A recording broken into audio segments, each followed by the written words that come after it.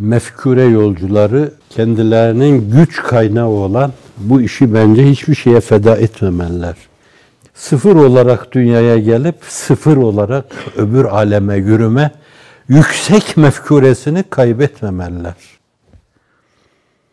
İnsanlığın iftihar tablosu gibi, onun halifesi Ebu Bekir gibi radıyallahu anh elfe merratin, halifesi Ömer gibi radıyallahu anh elfe merratin.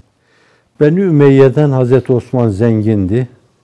İş yapmıştı ama fakat Hazreti Pir'in ifadesiyle dünyayı kalben terk etmişti, kesben terk etmemişti. Nasıl kalben terk etmişti? Bir yerde bir sefere giden ordunun ihtiyacı olduğu dönemde 500 deveyi yüküyle verecek kadar, kalbi cızzetmeden verecek kadar cömertti. Zannediyorum insanlığın iftihar tablosu, kaimül pederi, hepimizin manevi pederi, Efendimiz, efendiler efendisi, ona deseydi ki Osman'ım sen her şeyini ver deseydi, gözünü kırpmadan her şeyi verirdi.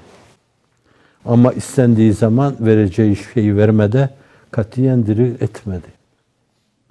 O Hazreti Ali Efendimiz bugünkü Türkiye kadar 20 ülkeye hakimdi. Bütün Pers İmparatorluğu onun devlet sınırları içindeydi. Roma İmparatorluğu onun devlet sınırları içindeydi.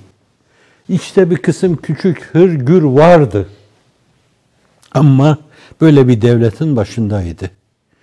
Kutubun El-Adaletül İçtimaiye fil İslam, İslam'da sosyal adalet kitabında ifade ettiği gibi yaz gününde kışlık elbiselerle buram buram ter döküyordu.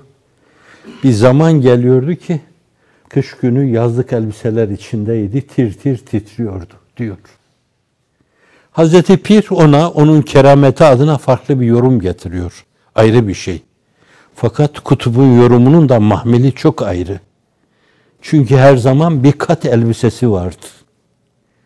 Bazen kış gününe yaz elbisesi rastlıyordu. Bazen yaz gününe de kış elbisesi rastlıyordu. Yazın buram buram ter döküyordu. Kışın da tir tir titriyordu.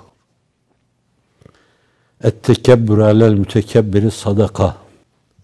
Meseleyi mahmilinde kullanmak lazım. Hazreti Ali Efendimiz büyük bir devletin, Roma'dan büyük bir devletin, Perslerden büyük bir devletin, Amerika'dan büyük bir devletin başındaydı. Hayderi Kerrar, Şah-ı Merdan, damadı Nebevi, Allah'ın binlerce rıza ve rıdvan üzerine olsun. Hazreti Hasan Efendimiz de öyleydi. Hazreti Hüseyin Efendimiz de öyleydi. Fatime Validemiz de öyleydi. Ayşe annemiz de öyleydi. Ölü olmayanlara sormak lazım. Örneğiniz kim sizin? Allah aşkına. Yazdığınızla, kışlığınızla örneğiniz kim?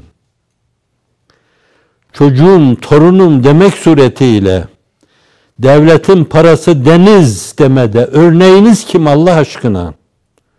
Onu Karunlar söylemişti. Onu Ramsesler, Amnufisler söylemişti. Allah'tan korkup hicap etmek lazım.